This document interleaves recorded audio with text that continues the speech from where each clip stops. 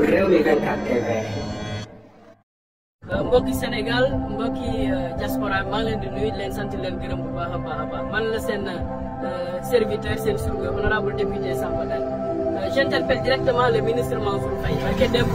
dama ko bind question écrite concernant raaraa bi nga xam ne yoon bi nga xam ne moo jógee Birkilane dem Séré dem Maabo dem ba Touba Saloum donc ñaar wanaar donc raaraa bi gis ngeen ko moom ci boppam nee na chantier bi day continuer yéen a ngi gis chantier bi lii lañ fi def pare nañ entreprise bi nga xam ne moom moo koy def dem na yoonam ça veut dire que ne chantier amatu fi dara amatu fi yoon baa ngi nii nañ ko bàyyi woon depuis 4 ans noonu la yoon bi mel nit ñi jooy nañ ba bëgg a dee wax nañ ba bëgg a dee et je rappelle que projet bii nii projet banque mondiale la depuis 2017 lañ ko financé